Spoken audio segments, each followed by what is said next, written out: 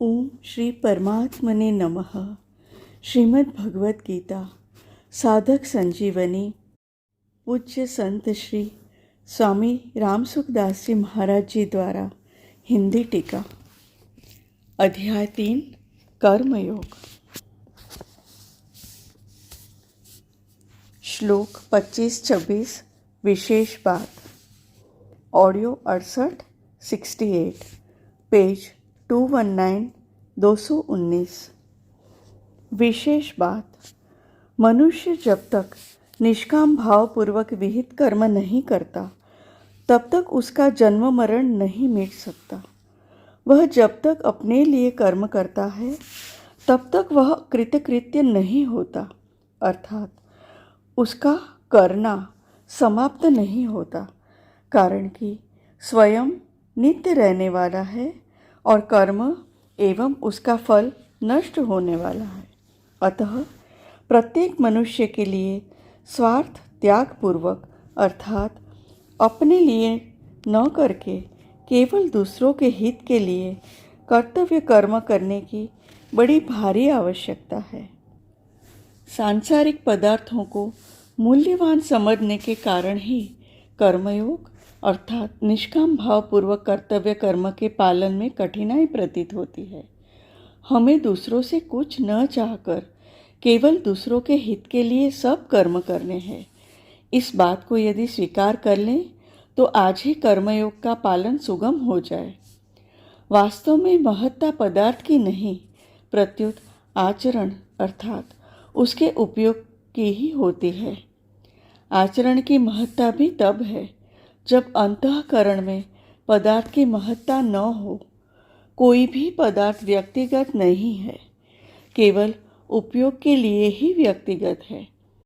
पदार्थ को व्यक्तिगत मानने से ही परहित के लिए उसका त्याग कठिन प्रतीत होता है। कोई भी पदार्थ या क्रिया बंधनकारक नहीं, उनका संबंध ही बंधनकारक है। विद्वान पुरुषों से भी लोक संग्रह के लिए सब कर्म होते हैं, परंतु ऐसा होते हुए भी उनमें मैं लोक संग्रह कर रहा हूँ यह अभिमान नहीं रहता। कारण यह है कि शरीर, इंद्रियां, मन, बुद्धि, विद्या, योग्यता, पद आदि सब संसार के हैं और संसार से मिले हैं।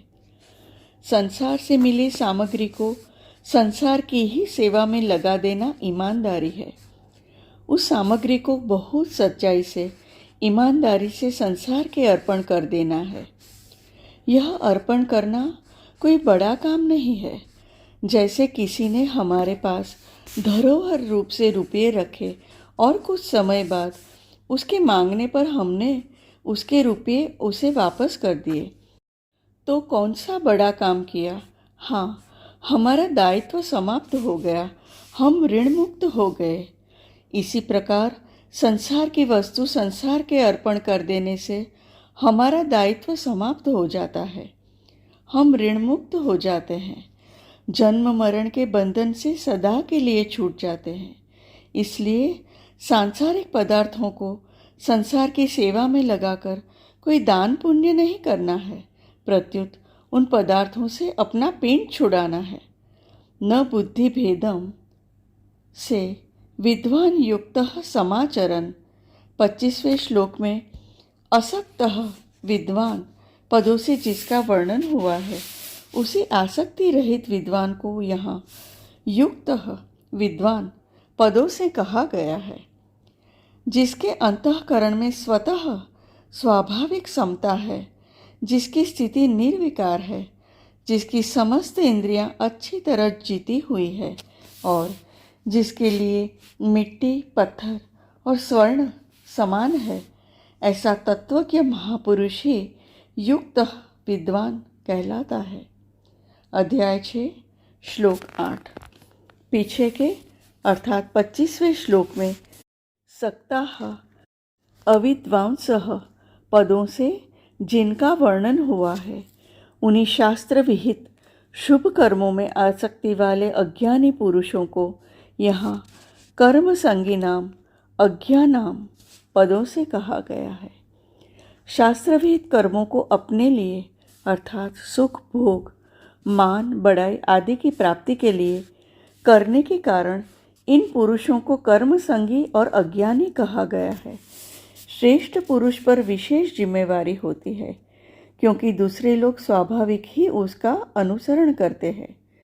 इसलिए भगवान उपर्युक्त पदों से विद्वान को आज्ञा देते हैं कि उसे ऐसा कोई आचरण नहीं करना चाहिए और ऐसी कोई बात नहीं करनी चाहिए जिससे अज्ञानी अर्थात कामना युक्त पुरुषों का वर्तमान स्थिति से पतन हो जाए। अज्ञानी पुरुष अभी जिस स्थिति में है उस स्थिति से उन्हें विचलित करना अर्थात नीचे गिराना ही उनमें बुद्धि भेद उत्पन्न करना है। अतः विद्वान को सबके हित का भाव रखते हुए अपने वर्णाश्रम धर्म के अनुसार शास्त्र वेद शुभ कर्मों का आचरण करते रहना चाहिए, जिससे दूसरे पुरुषों को भी निष्काम भाव से कर्तव्य कर्म करने की प्रेरणा मिलती रहे। समाज एवं परिवार के मुख्य व्यक्तियों पर भी यही बात लागू होती है।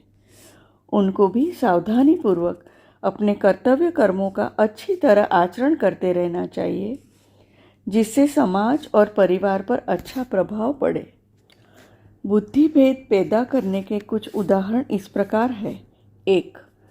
कर्मों में क्या रखा है? कर्मों से तो जीव बंधता है। कर्म निकृष्ट है। कर्म छोड़कर ज्ञान में लगना चाहिए आदि उपदेश देना अथवा इस प्रकार के अपने आचरणों और वचनों से दूसरों में कर्तव्य कर्मों के प्रति अश्रद्धा अविश्वास उत्पन्न करना। 2. जहाँ देखो वहीं स्वार्थ है। स्वार्थ के बिना कोई रह नहीं सकता। सभी स्वार्थ के लिए कर्म करते हैं। मनुष्य कोई कर्म करे तो फल की इच्छा रहती ही है। फल की इच्छा न रहे तो वह कर्म करेगा ही क्यों आदि उपदेश देना। 3. फल की इच्छा रखकर अर्थात अपने लिए कर्म करने से अर्थात फल भोगने के लिए बार बार जन्म लेना पड़ता है आदि उपदेश देना। इस प्रकार के उपदेशों से कामना वाले पुरुषों का कर्म फल पर विश्वास नहीं रहता। फलस्वरूप उनकी अर्थात फल में आसक्ति तो छूटती नहीं, शुभ कर्म जरूर छूट जाते हैं। बंधन का कारण आसक्ति ही है, कर्म नहीं। इस प्रकार लोगों में बुद्धि भेद उत्पन्न न करके तत्वज्ञ पुरुष को चाहिए कि वह अपने वर्णाश्रम धर्म के अनुसार स्वयं कर्तव्य कर्म करे और दूसरों से भी वैसे ही करवाए। उसे चाहिए कि वह अपने आचरणों और वचनों के द्वारा अज्ञानियों की बुद्धि में भ्रम पैदा न करते हुए उन्हें वर्तमान स्थिति से क्रमशः ऊंचे उठाए। जिन शास्त्र विहित शुभ कर्मों को अज्ञानी पुरुष अभी कर रहे हैं उनकी वह विशेष रूप से प्रशंसा करे और उनके कर्मों में होने वाली त्रुटियों से उन्हें अवगत कराएं, जिससे वे उन त्रुटियों को दूर करके सांगोपांग विधि से कर्म कर सके। इसके साथ ही ज्ञानी पुरुष उन्हें यह उपदेश दें कि यज्ञ, दान, पूजा पाठ आदि शुभ कर्म करना तो बहुत अच्छा है, पर उन कर्मों में फल की इच्छा रखना उचित नहीं, क्योंकि हीरे को कंकड़ पत्थरों के बदले बेचना बुद्धिमत्ता नहीं है। अतः सकाम भाव का त्याग करके शुभ कर्म करने से बहुत जल्दी लाभ होता है। इस प्रकार सकाम भाव से निष्काम भाव की ओर जाना बुद्धि भेद नहीं है, प्रत्युत वास्तविकता है। इसी तरह उपासना के विषय में भी तत्वज्ञ पुरुष को बुद्धि भेद पैदा नहीं करना चाहिए। जैसे प्रायः लोग कह दिया करते हैं कि नाम जप करते समय भगवान में मन नहीं लगा तो नाम जप करना व्यर्थ है, परंतु तत्वज्ञ पुरुष को ऐसा न कहकर यह उपदेश देना चाहिए कि नाम जप कभी व्यर्थ हो ही नहीं सकता, क्योंकि भगवान के प्रति कुछ न कुछ भाव रहने से ही नाम जप होता है। भाव के बिना नाम जप में प्रवृत्ति ही नहीं होती। अतः नाम जप का किसी भी अवस्था में त्याग नहीं करना चाहिए।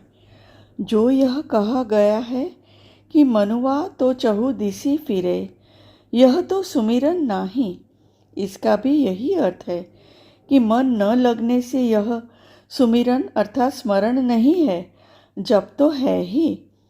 हाँ, मन लगाकर ध्यान पूर्वक नाम जप करने से बहुत जल्दी लाभ होता है।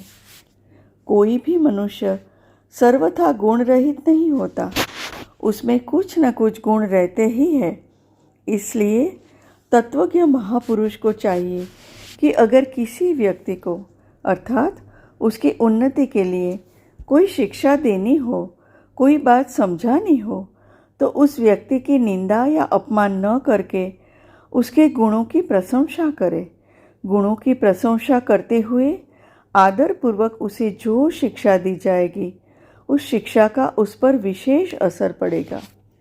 समाज और परिवार के मुख्य व्यक्तियों को भी इसी रीति से दूसरों को शिक्षा देनी चाहिए।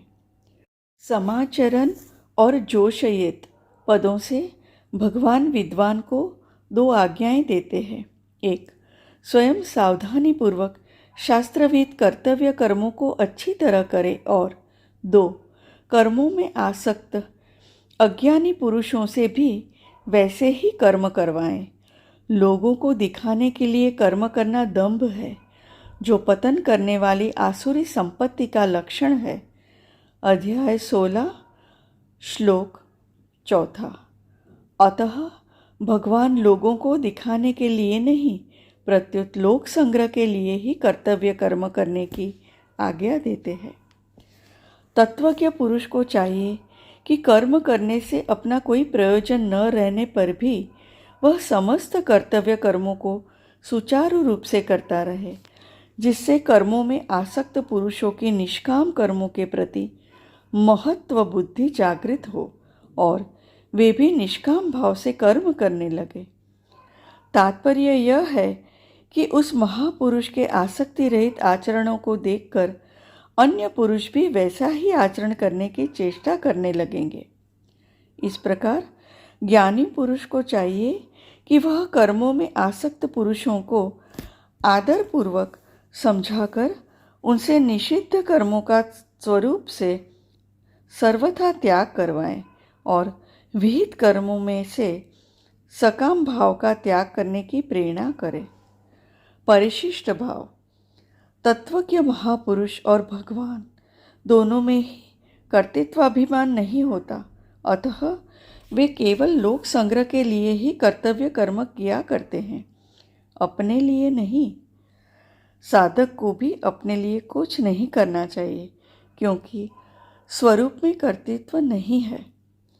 लोगों को उन्मार्ग से हटाकर सन्मार्ग में लगाना लोक संग्रह है। लोक संग्रह का उपाय है शास्त्र के अनुसार ठीक आचरण करना, पर भीतर में साधक यह भाव रखे कि मेरे को अपने लिए कुछ नहीं करना है। वह लोगों में यह न कहे कि मैं अपने लिए कुछ नहीं करता हूँ। हरि ओम।